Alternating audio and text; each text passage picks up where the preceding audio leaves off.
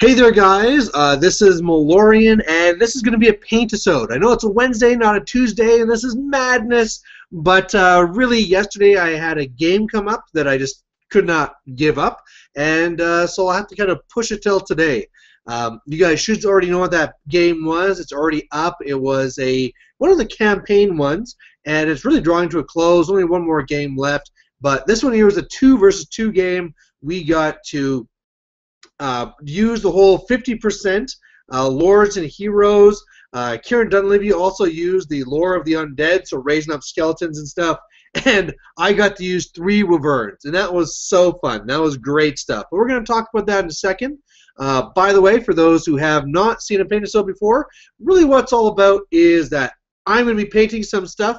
The idea is that you'll be painting some stuff, and that when this is all done, I would have yapped myself off about stuff. Yapped myself off. That doesn't sound quite right. But anyway, I'll have stuff painted, you'll have stuff painted, and hopefully we'll talk about some hobby stuff along the way. And no viewers so far. Of course, if somebody comes up, they'll have questions for me and I can answer those. But what I'm still working on is these dwarves. So these are these Forge Guard from War Machine. They're these dwarves completely covered in armor, and then they got these huge like servo hammers and a backpack for some reason. And last time we did the show, I was doing exactly the same thing. I was able to get the first couple of colors on all of them and then finish one. And now I'm going to see how many more I can do. So they're a really good units. For those who play War Machine will know. For those who don't, they're just cool. We had a guy last time that's talking about, oh, they'd be really nice to use for something else, right? You could always use them as dwarf hammers for your fantasy army, right? Why not? They're dwarves. They got armor. They got a big old hammer. Sure, why not? I see now we got a couple of viewers, so feel free to put up your questions. There is a delay of like 10 minutes, so unfortunately you're going to have to listen to me yap about some other stuff first, but I will try to get to your questions after. By the way, I was going to talk about that game, and yeah, 3 wyverns, that was nuts. Now, one of my characters was overly nuts because of how, and I better put the guy that's done up front here as an example, but really the main thing for him is that he was really decked out. I mean, he had the armor of Gork, so he's usually super high toughness. I also had a free 60-point item, so even though he's a black orc, and it was kind of a waste, I put the ogre blade on him anyway, just so that he's always that strong, strength 8 or 9, depending on what, if it's the first round or not. And then it'll be an initiative order as well, so you know that comes in handy sometimes. But man, I just keep on looking at that and thinking about this combined profile. And at first, I really kind of, I don't know. The whole thing with the combined profile is that for gameplay ease, it's the right thing to do.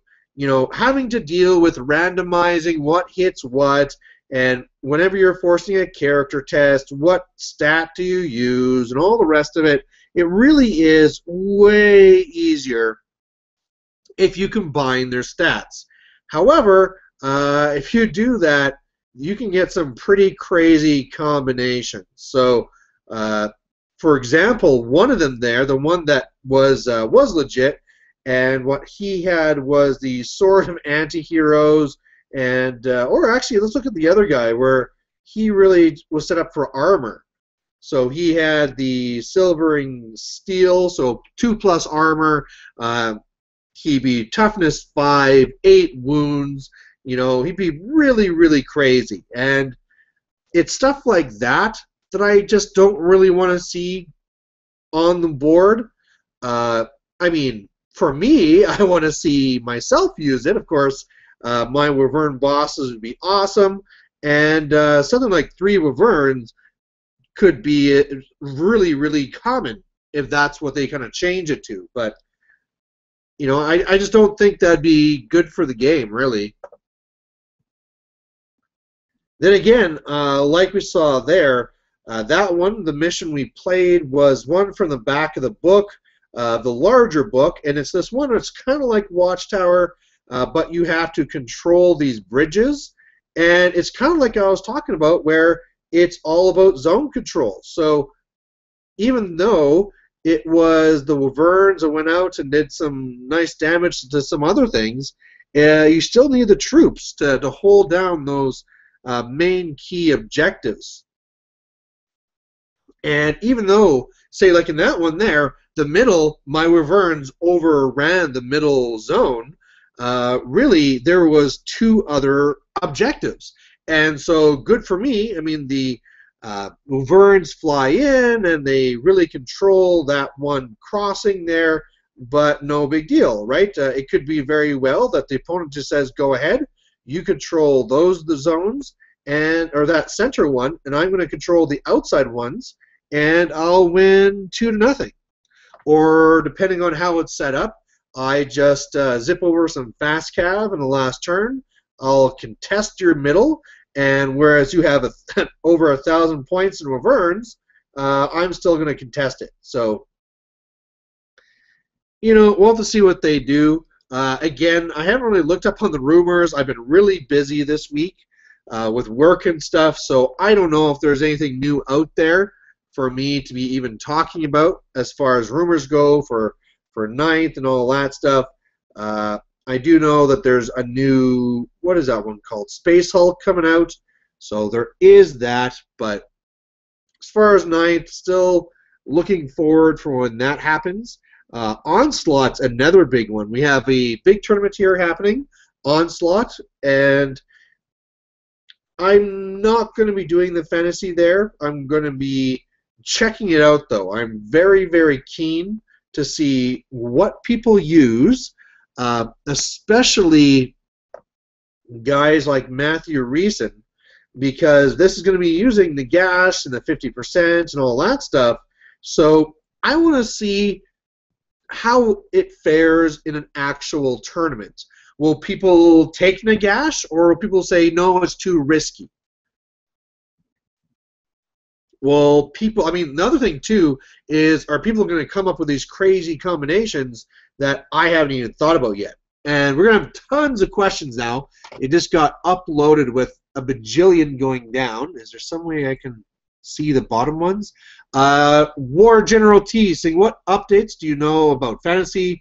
Was there to be images this past weekend, and where? Where do you look for rumors? Oh, now I lost a bunch. I hate it when it does that. I always look for my updates on Warseer.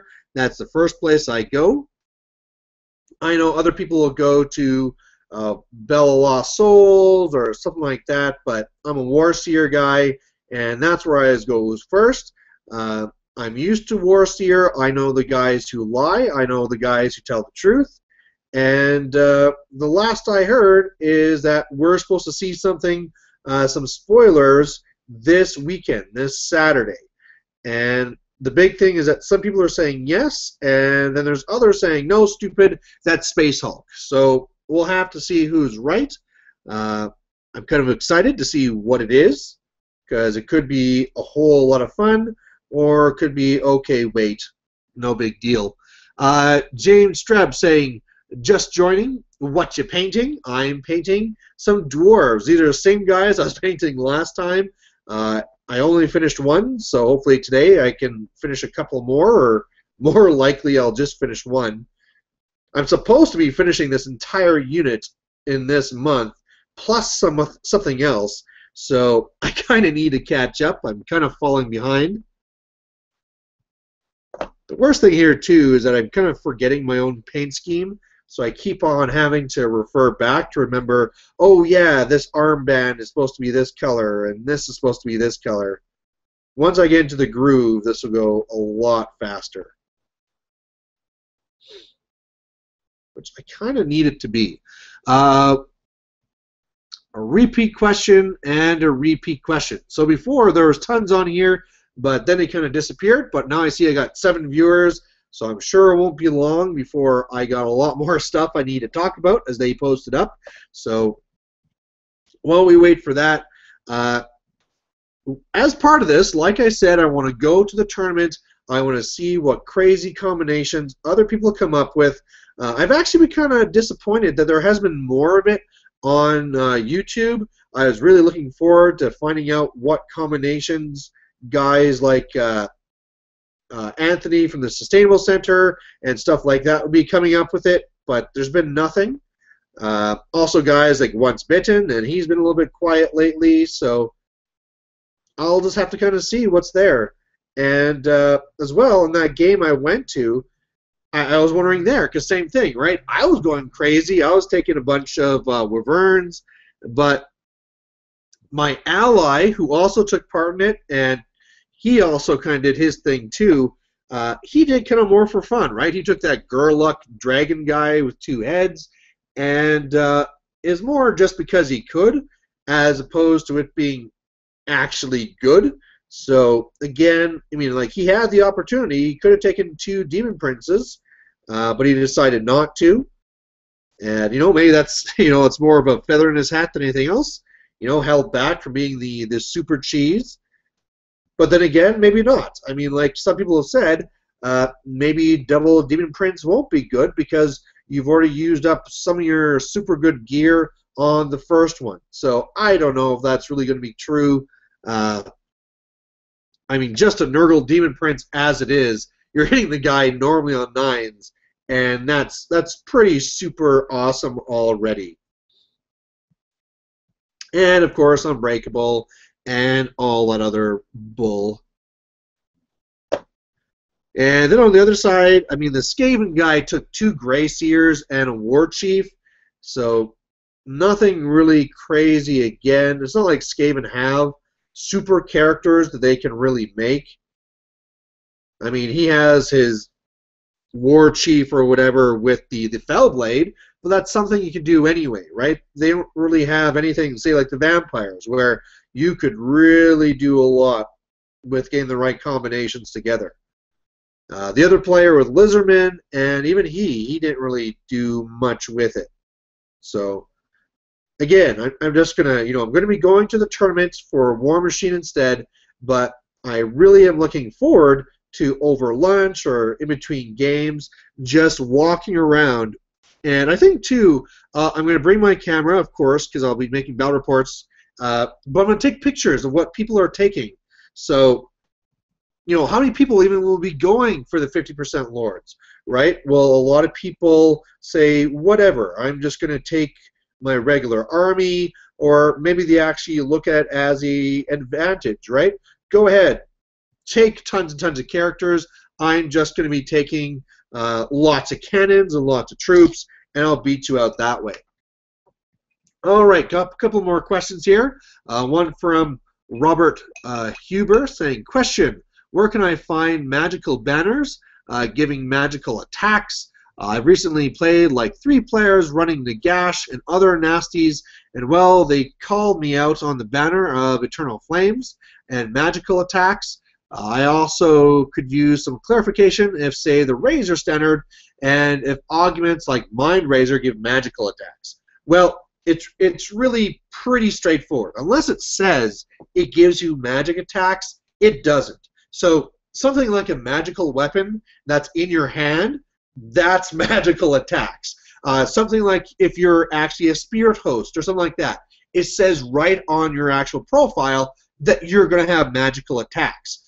If I put on magic armor, that doesn't give me magical attacks. If I have a magic banner, that won't give me magical attacks unless it's something that specifically says it. So no, in these ones it won't give it, and so you got to make sure that you have some more magical weapons. And again, now that Undead is coming up more and you have to deal with them, make sure you have those magic weapons. They're a good idea to have.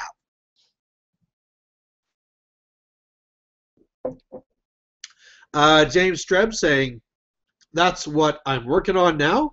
3-way 3K points, and I'll be running Nagash. So I'd be interested, James, if you want to post your full 3K list. It actually won't be much. It'll be a 2K list plus Nagash. But I'd be interested to see what you're going to be running for that. Zach Richardson saying, assembling some source cav for an army that I'm just starting up. I know you used to play them. Still do? No. Lizardmen are gone. What are your secret tips for the army? Well, as a Savage Orc player, I now know that dealing with Frenzy is something you have to get really good at. People, if you're up against a competent opponent, will know that, hey, I can just redirect your savages and get the flank. Now your Saurus basically do the same thing, as well as like Saurus Cav. And so what they will do is run up some chaff in front of them, tilt them a bit so that you'll go in there, kill some guys, overrun, and you're going to be kind of forced to kind of like go off in a way you don't really want to go, and then just flank you. So the only way to stop that is with skink priests. For some reason, the slan's not good enough, and so you really, really need to either have lots of skinks so that if you see they're going to redirect you, either use the skinks to clear out all the chaff, so that's not a worry, or you do a thing where, okay, you're going to be redirecting me, but my skinks are going to be running over to redirect you, and then we're going to reset and everything's going to be fine. So that's one way you can do it. Another is you can actually just take skink priests. And when I was playing, that's what I'd actually like to do. I would not go with the Slan. The Slan is a lot of points. He is a big liability because if he ever miscasts, he's going to blow stuff up. You can do things to mitigate that, but it's just a lot of points. And meanwhile, what I was doing is just taking 2 skink priests instead, and they would help control my army, so I don't need to worry about just being baited around. And then normally, 2 level 2s. They would do very well. I like going with the lore beasts so that I can do wild form because wild form Saurus are really good. Although from playing another local opponent here, I have gotten a pretty high respect now for Ice Shard Blizzard. So that's another way it could go, but something to try. Of course, I'm sure you know all the rest about how skinks are great, salamanders are great. As far as other like secret tips for the army, I really feel that they are like orcs, like Bretonia, where you could really easily get stuck to paying lots of points on characters and then don't have a lot of points for everything else. For those who go out there and like, yeah, I want to take a Slan, and I want to take an Old Blood, and I'm going to have this Scarvet BSB. It's like, all right, where's all the rest of your points, right? Oh, well, I'm going to get like a Troglodyte. I'm going to do this and this. It's like, make sure you have some troops. I mean, unless you're going all-out Skink Cloud with a Monster Mash type of theme, be very, very careful with that. I would rather not have a Slan and have, a bajillion skinks. They're just going to do better. So it was actually kind of too bad. I never really played that type of list. I played against it tons of times. Normally, the average number of skinks I'd have in my army would be 40. But what I found is that when I sold them and I had to count them all up, I actually had like 100 skinks. It was crazy. I had no idea I had that many. And so I could have done the whole cloud and all the rest of it, but what can I say? They're gone now. I have to play against the guy I sold it to. That'd be a lot of fun, just to see what he does with them. I had my style and the way that I like to play. Clearly, he's going to have his favorite way to play the army. Just neat to see just how different the two styles actually are. So, something to set up. Of course, now that I'm back in Edmonton, it's way easier for me to set up games. one of the things I was talking to my wife about just yesterday was when I was first coming here back from Fort Mac, I was like, oh, this is like a golden age. I'm going to get games all the time. I'm going to have so much time for everything. I'm going to be playing with my kids. I'm going to be doing games, tournaments. I'm going to be doing stuff in my garage. And in the end, I could barely even, stay cut up with the laundry and stuff like that. It's been difficult. So I'm still trying to get in at least the one game a week, and that's been really easy. But one of the things I've been kind of deciding on as well is I think I'm going to start doing fantasy more for fun. Of course, before I was a real big-time tournament player when it came to fantasy, but now that I'm doing both fantasy and War Machine, I think I'm going to leave War Machine as my competitive system, and then I'll be doing fantasy for fun. So, like I said, whereas with this 50%, I could do some pretty crazy things. I'm just not going to really get into that. I want to try doing some more builds that are just kind of more wacky, stuff like that. Even in that triple Wyvern build, I kind of looked at it like, well, you still have your usual players. You still have the Horde of Black Orcs. You still have the Horde of Savages. And just trying to find some way to fix for that. I know one of the things that I still have that I have to somehow come back to this project is I have literally a box full of Wolf Riders. I had made a trade for a full Wolf Rider army, and I was planning to do all these crazy things with them, basically running like a Wood Elf style army or even a melee style army. Really, I mean, once you have the models, you can just do whatever you want. The problem was that a lot of them needed a lot of work.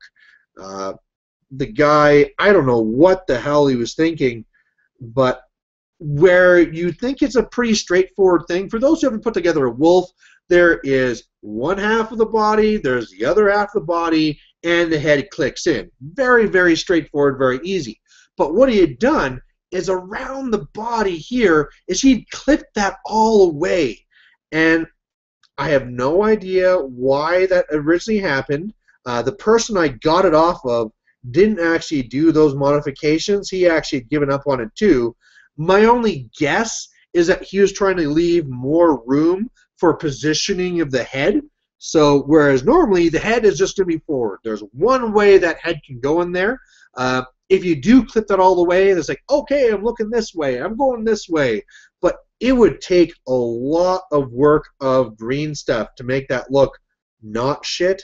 And so, like the guy that I got it off of, I basically looked at it, re-looked at it, slept on the idea, tried coming back, and in the end just kind of threw it up on top of a shelf, and it's been sitting there for like a year.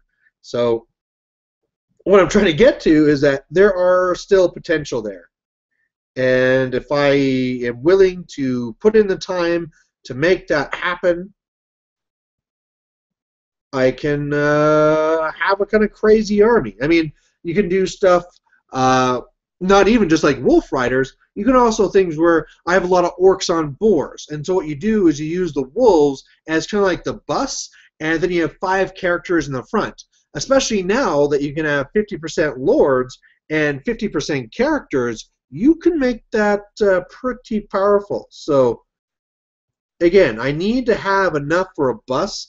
Currently, I probably have, I don't know, like 18, not even, roughly just over 15 actual ones, Wolf Riders ready to go. So I could kind of make that work. You know, I'd have some ranks, but really, if you're going all in and you're going with characters, 5 characters in that unit, possibly even more. Because, I mean, once you go chits in and you have the 5 combat characters in the front, you might as well say, okay, I'm going to have a shaman that's going to be in the 2nd rank and stuff like this. If you're going to do that, you got to realize your opponent is really going to focus fire on that unit, and so you need to have more than the bare minimum for ranks. You need to have Man, what should I actually really have? I'd like to say at least 25 Wolf Riders to make me feel safe. So, in all honesty, that doesn't mean that I need to remake that many more. So that's not that bad. So I might give that a try. Just a project to work on. We got another question here from Alex Thompson saying, "Hi Mal, really enjoy the channel. Watching from Sydney, Australia. Hey, how's it going? And painting up some dwarf hammerers. Would be interested on your thoughts on the dwarves and the current elf-heavy meta." Well, the thing is I don't know if you can say that we are still in the elf-heavy meta. So to define that, we were in a spot where all the elves came out. You had your high elves, dark elves, wood elves, and so they were all over the place. And so you had to be kind of shifting your meta for dealing with always strike first, toughness 3, all this type of stuff. But now it's changing with the end times book here really shifts the meta. I talked about how there'll be a lot more. We have to deal with Nagash. You have to deal with all these super characters. So all of a sudden you'll need a lot more war machines. For dealing with those. And clearly, dwarves are in a very good spot because you have all your war machines. Even just taking bolt throwers. Before I would say, oh, take 2 cannons, take 2 organ guns, and then I like a flame cannon. And that was the 5 war machines I like to take for my dwarves, and then a couple of hordes and stuff like that. But now, just to make sure you try and get Nagash, you might want to start taking some bolt throwers, with, of course, some strength bonus on there or something, but just to make sure that you shoot these guys down. Just like in my Orcs and Goblins, how I'm probably going to be adding back in my Spear Chuckas again. Now, Dwarfs in a elf-heavy meta really do just fine. Always strike first isn't really that bad because normally they strike last anyway because great weapons, and then really they can get hatred back, and man, will they kill those elves. I mean, your regular warriors with a great weapon or strength 5, which are wounding those elves on a 2+, and then probably negating their armor unless there's something fancy. But the biggest tool you have is your gyrocopters. Gyrocopters destroy elves, absolutely. I mean, you got a horde of witch elves, you got a horde of sword masters, you've got whatever. Okay, go get them, gyrocopters. I'm going to go do my spray onto them, and they're just going to melt away. So dwarves, I feel, are in a very, very strong spot where they can deal with the elves shooting-wise. They can deal with the undead stuff coming out shooting-wise, and everything together still, you have an army that's full of great weapons. And you can take these cheap hordes. Now, you have to be careful spending all those points on things like a horde of hammerers because it really is a lot of points. Hammerers, of course, get the extra attack, so there's something special, but it's when you start going to some of the other elite units, say like Longbeards or something like that, we have to start asking, is it really worth the points? Because if I do want to have all these war machines in the back and probably at least 2 combat, like serious combat units in the front, I got to cheap out somewhere. And where I like to cheap out is with characters. I normally just take the one runes priest or whatever to deal with magic. Then I'll take my BSB, and they'll be fairly cheap, right? I have my whole rune of spell breaking on the one. The other BSB, I've tried some different builds on him, but he's usually now I just go defensive. I just take a great weapon, go for the 1+ save rune, and that's good enough for me. He's done. And then you have all those points to put somewhere else. So really, I've been kind of saying the same thing over and over, but I think they're in a very good spot. So good time to be dwarves.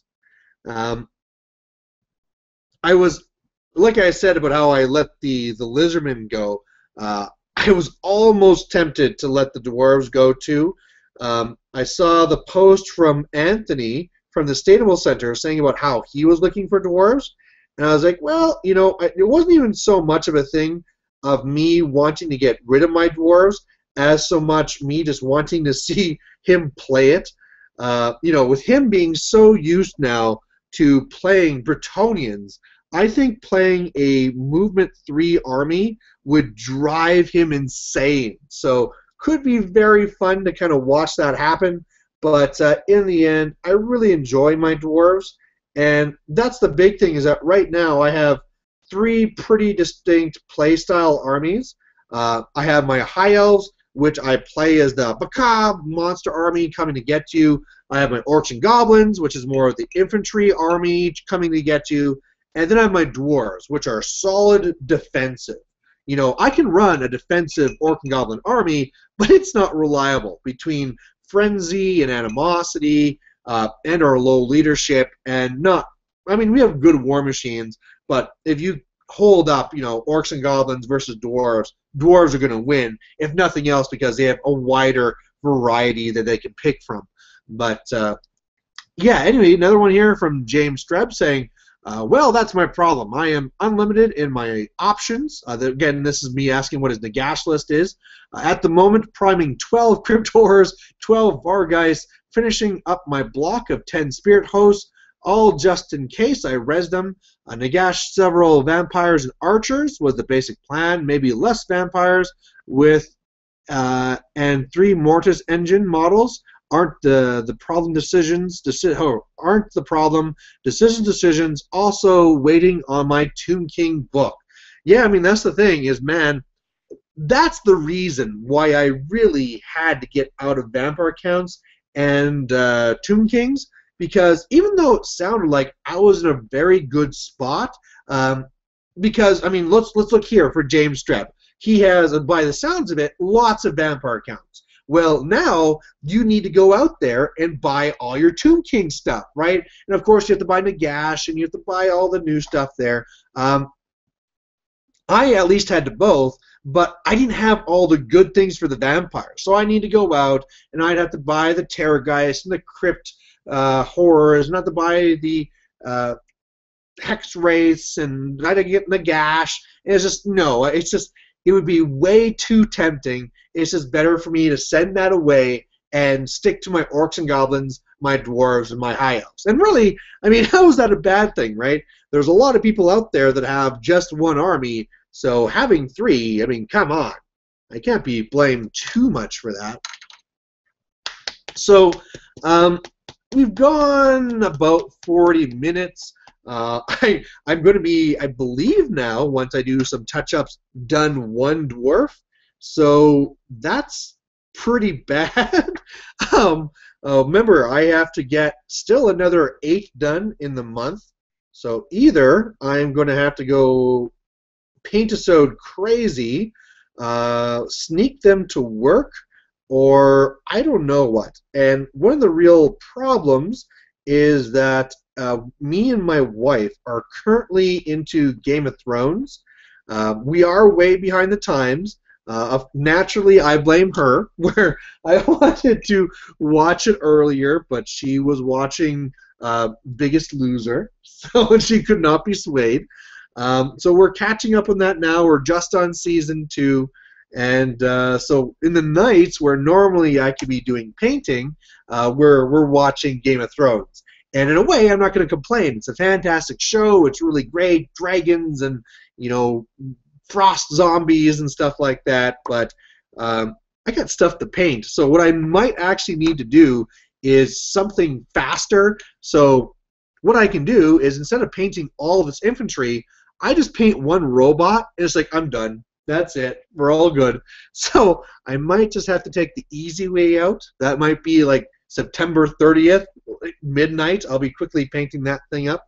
But these dwarves will get done eventually. It's just a matter of time. How come you don't paint my stuff? Gross. One of the things that I thought would be hilarious for her side is that she does the scrapbooking videos, and I really know almost nothing. I mean, I know some stuff. I know probably more than most males because of who I'm married to. But if if I was to watch one of her videos without sound, I couldn't be explaining why I'm using this type of adhesive and this type of tape and this type of whatever, right? Mixed media. I've learned that word. Okay, same type of stuff. But I thought it'd be hilarious if I was to go and voice over and just like pretend I was the one doing the project, and then do the reverse, right? So I would have my battle report, and she'd have to go through the pictures and be like, and this and those guys. I don't know. Maybe it'd just be really awkward and really stupid, but it seems like it'd be entertaining. James Trebigan saying, got Nagash, 35 hex. Oh, man. 35 hex race would be a nightmare. 35 Black Knights, 5 Terror Zombie Dragon. Yeah. Now, I find that interesting that you have 35 hex race and 35 Black Knights. Is that because you have them magnetized, or because you actually bought 14 boxes of these things? But man, just the idea of going up against 35 hex rates, even just 30, like 3 blocks of 10, that's a nightmare if you don't have magical weapons. I mean, sure, if you have lots of characters or if you're demons, no big deal. I can kill these guys.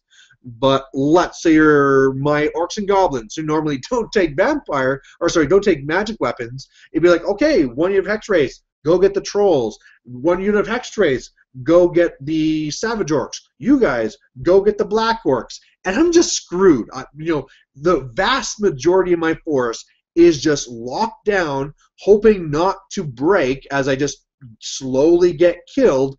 And yeah, bad times. And especially now where I can't even make those guys crumble away. It used to be that if I saw hex race, I would hit them with something first to cripple them, so that sure you can get into me, but I'm probably going to beat you with combat res, and if nothing else, you're just not doing enough to really make me lose by a lot or to grind me down, and then I'd focus on killing that caster, right? Kill the vampire, make them crumble. But now that we're doing end times and Nagash is supporting everything magically, there isn't any crumble, so you can't even rely on that. So, ugh. And I mean, there's going to be no relief in the new book. I mean, one of my hopes or thoughts at first is, oh, okay, well, things are really bad here, but the next book is going to be like High Elves or Empire or both, and there's going to be counters to the Nagash army. So maybe you don't crumble, but in the new lore of good guys, all undead automatically have to take a leadership test and lose, on 3d6 and take wounds, blah, blah, blah. It might be worked back in through a new lore or something, but that's not going to happen because of how the next book is the Wars of Chaos and then Skaven. So we're going to be in for some bad times for a while. And then, of course, there's still the question of what the 4th book is going to be. Man, I hope it's orcs. If it's some like fancy smancy orc thing, that'd be fantastic. I'm also still waiting to see when the orcs are going to show up and what they're going to do, if they're going to do any like nods to what happened in the last campaign. Because again, I mean, I'm sure everybody's heard this, but the last big campaign, the thing went on, everybody got really into it, and at the end of the day, Chaos was doing awesome, and then Grimgor just walks up, headbutts the guy, and walks away. And that's the end of the campaign. So I'm wondering if they're going to do some sort of nod to that, and maybe even laugh at themselves to show how stupid it is. Say like Nagash is all powerful, and Grimgor is going to be with his orcs breaking in and starting to slaughter and trying to get to Nagash, and then eventually, Nagash is dealing with something else, and Grimgor is coming to Nagash from behind, and you're like, oh yeah, here we go, he's going to headbutt Nagash, and Nagash is just going to be like, and just kill Grimgor, and it's going to like, oh yeah, that is probably more how it would be like. So that'd be really fun and interesting if they did that. Otherwise, yay, I got 2 dwarves done now. They're unplayable. I need to have at least 6 for a unit. So at least I have, what, 15 minutes-ish to start working on the next one. I suppose I should start working on the leader. And one of the things here that I think is kind of weird is that the leader is so not different from everything else.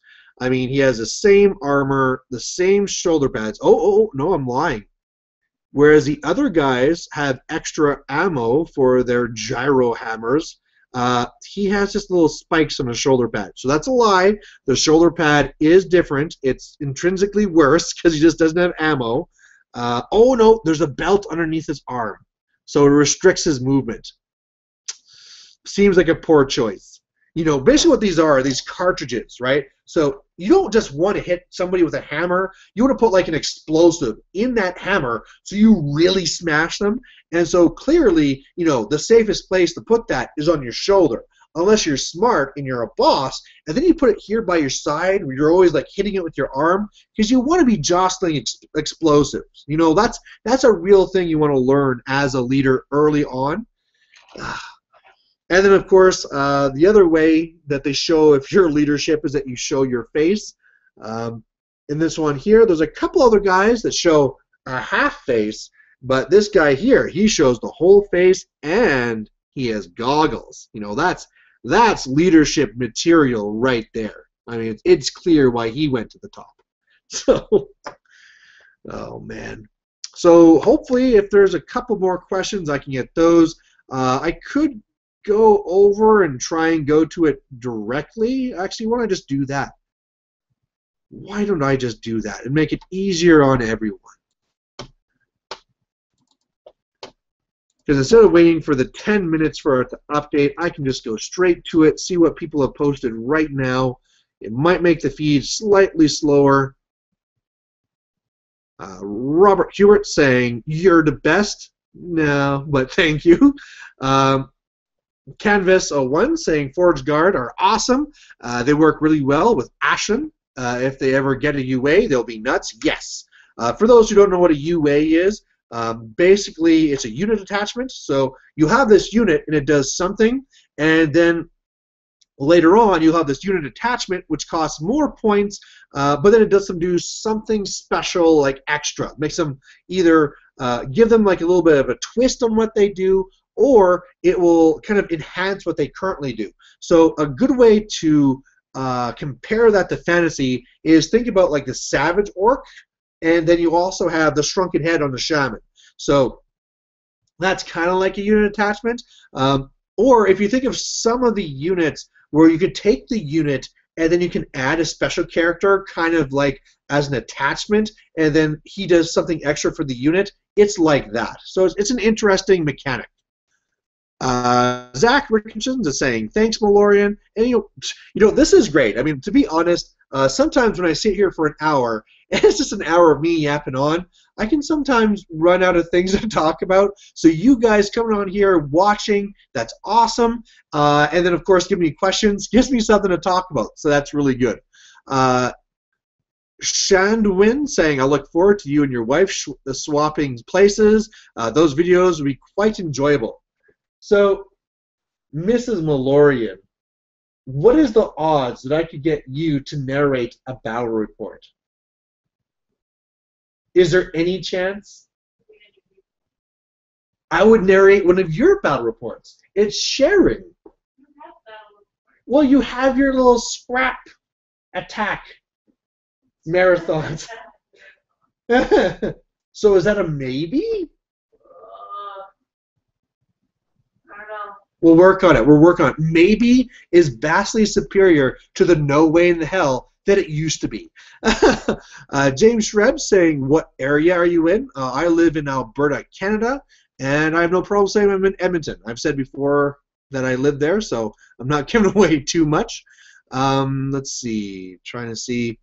Yeah, it's talking about how, yeah, the nightmare is assembly. So, yeah, those hex race. That's one of the reasons why I didn't pick those guys up. I looked at them with all their small pieces, and not only would it be a pain to put together, but those things are going to snap all the time. I just said, get out of here. I'm not going to bother with it too bad.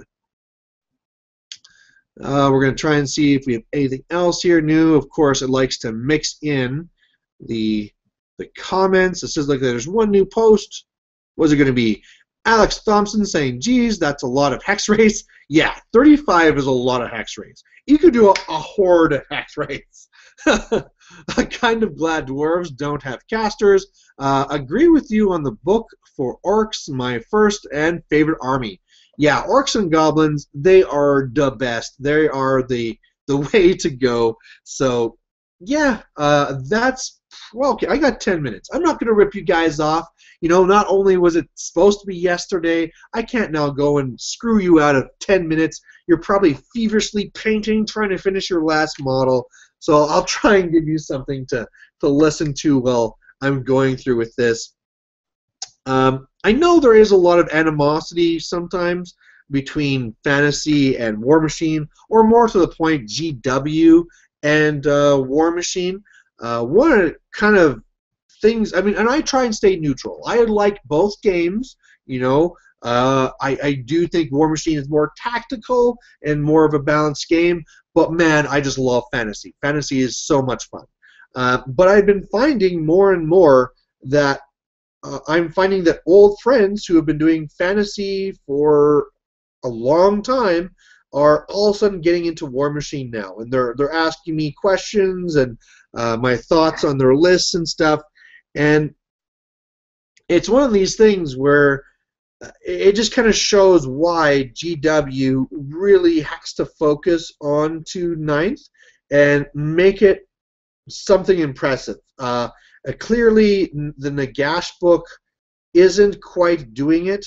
I mean, of course, for longtime players where their complaint is that GW is too expensive, all of a sudden, you know, having to get another $100 book and a $100 model and all the rest of it, that's not a good selling point.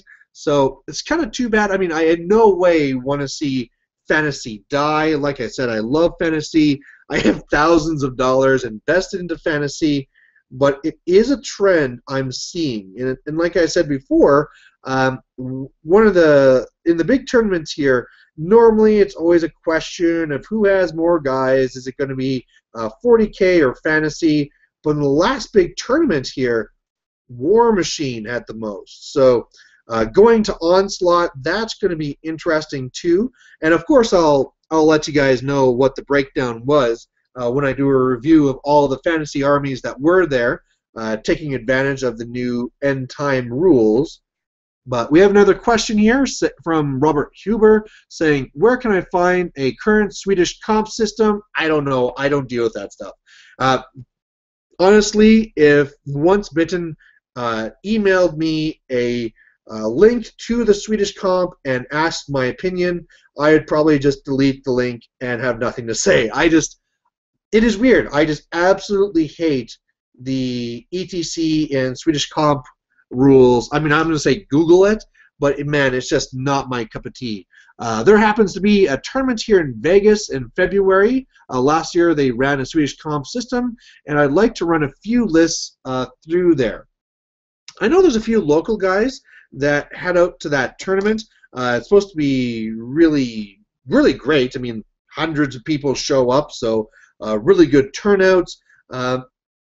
Honestly, though, just to give you something to work from, Swedish comp is something where it's going to be taxing you on your choices.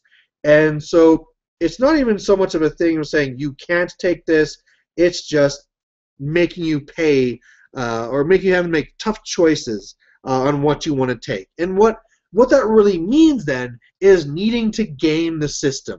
You are going to look at the list of what they allow you to take, and everything will have a minus. They'll say this will be this will be this, blah, blah, blah, blah, blah.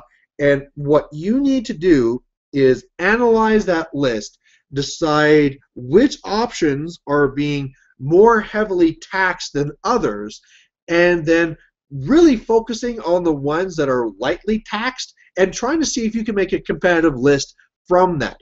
For example, I mean, again, I don't read the Swedish comp rules, so I don't know if this is actually real or not. But let's say, you know, oh, Savage Orc Biggins, really big penalty. Black Orcs, really big penalty. Your Trolls, really big penalty. Orc Archers, almost no penalty whatsoever. All right, then. Maybe I can actually build a list that is like an Orc and Goblin gun line. So it's going to be vastly worked around hordes of orcs with these orc archers, back with the elf meta. That works in great because I have all these toughness 3 guys running around with almost no armor. All right, pew, pew, pew, pew, pew. Oh, you got a horde of witch elves coming at me? Pew, pew, pew, pew, pew. And I'm getting really good comp for it at the same time. So Swedish comp, any other type of comp like that, which is giving you taxes based on what your choices are, it really is a thing. You just need to look at it and say, hey, for this one here, what did they decide to tax the most, and what can I get away with? And, I mean, sometimes you do have to take the big hits. Something, say, like a Dispel Scroll. Okay, well, I'm assuming it's always going to have a solid tax to it. So, okay, you probably really want that in your list. But again, you want to really try and force yourself to make something competitive from what they don't feel is competitive. So, yeah, there's Swedish comp for you. And all I can say, again, Google it. I'm sure you'll find that there. Wish I could go to something like the Vegas tournaments there, just like I kind of go to Brawler Bash. You know, these tournaments that have hundreds of people at it. It is such a different affair, right? It's one thing where, you know, you and 10 of your buddies show up at the local store and you have kind of like a round of games. And, I mean, sure, you game every single weekend, but this time is for a tournament. And so that's one type of experience. It is something else to be in a hall with hundreds of people who all love war or whatever hobby you're doing, Warhammer, War Machine, whatever it might be, and you can literally just look anywhere, and there'll be a new dozen people that you've never met before, but you know that you could just walk up and talk to them because all you have to say is, hey, your army looks awesome. What's the idea with it? And you can go and you know you're going to have like an hour-long discussion about how awesome Warhammer is and how awesome your armies are. So it really is great. Okay, Captain Riffpan saying GOT is superb. Goran Ironfist saying I can't paint right now. I'm doing homework, sad face. That's all right. You know, homework is not a bad thing. I don't know if you want to be listening to this while you're doing homework. You might want to focus on it. Yeah. Yes, Father. Well, you know, I'm a dad. I'm allowed to talk like a dad. But you know, maybe I need to do a separate Paintisode. We'll call it like Mathisode or Scienceisode, where you give me your homework questions and I help you out. Don't trust him. It'll be a massive hit. Geneticsisode. It just rolls off the tongue, doesn't it? On the subject of animosity, would you want any changes to the rules for animosity for orcs in 9th? Well, it's not going to be in 9th. I mean, the rules for animosity will be always in the actual book. Maybe I'm wrong. I mean, they could put in the book, the main rule book, but it's always been in the army book in the past. So I don't think that's going to happen, but personally I'd prefer them to run forward if out of charge range. Time to get aggressive. It's the end times, right? Yeah. I mean, one of the things that you have to keep in mind with orcs and goblins is that we really do get a hell of a good deal in our models.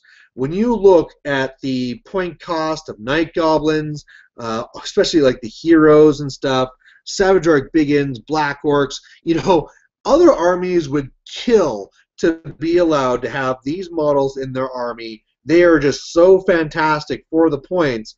I mean, just compare Hammerers for the Dwarves to Savage Orc Biggins. it just isn't a comparison. Those hammerers just disappear like nothing, like a fine red paste.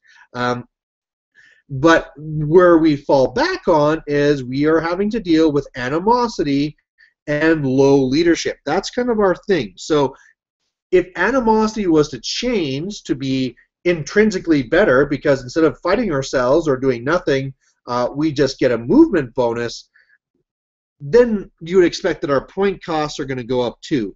And I wouldn't want that. You know, I enjoy my orcs and goblins for being the horde army, where I have guys table edge to table edge. I am outnumbering my opponent 2-1, and when my opponent looks at the table, you can just see this look of awe and dread on their face. And then as the turns go on, and, you know, my horde attacks my own bunker and stuff like that, there's like, oh, okay, this is pretty wonky, this is pretty crazy, and you just have fun with it. So it's a totally different kind of army, right? If I wanted a more straightforward army that just goes forward, I do beastmen, right? Beastmen are fine. They just go up. They don't have choppas, but they have hatred, basically, as long as I can pass the leadership test, and there you go. But what's the big difference between orcs and goblins and beastmen? Beastmen are just kind of worse. You don't have the savage orc biggins. You know, you have bestigors with one attack with hatred, or you could have the black orc that has 2 attacks, right? Well, okay, it's kind of a lie. If you go for the great weapon, it's 1 attack, but it's strength 7, or you can go 2 and it's strength 5. You know, so it's, yeah, it's. You gotta kind of go with the punches for a balance-wise, and then just for theme, orcs and goblins that are fighting each other is just funny. And you have to have the right mentality for that too.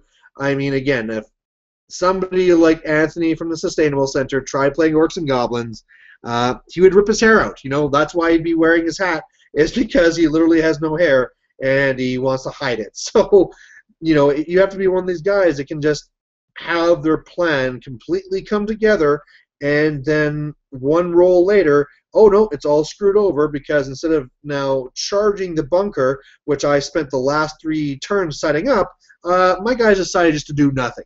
You know, you have to be that type of personality that can just laugh that off. And I am. So, and it's one of the things that really made me enjoy fantasy more. I mean, back when I was a power gamer, I was starting to get a little bored with the game, because especially back there in 7th, where your choices were more limited, a book would literally come out, and within 10 minutes, competitive players could say, this is the best thing to take. This is the best list to take. This is your list. If you don't take this, you're stupid. Now, you have books full of all these choices. There's so many different ways you could make a competitive army. It's such a better spot to be. And then when you're taking that and playing it more for fun, it's a great game, right? That's why I love the fantasy. You know, I don't do it because, oh yeah, there's 0 rule issues and blah, blah, blah. I do it because every single time I play fantasy, it's going to be this massive epic game with something crazy happening in it. Multiple crazy things happening in it. So otherwise, I'm almost done to silver on this model here. Goran Ironfist saying, that would be great, lol. Oh, this is in regards to the Geneticusode. Man, it has been so long since I've done that stuff. I had it easy. You really should have gone to school, like university, where I went to university, because when I did my math there, I literally did not have to show up for classes. Our university professor decided that in the field you would not be doing math using your brain, you'd be using programs. So you need to learn how to use the programs as opposed to needing to learn how all the different formulas work and blah, blah, blah, blah, blah.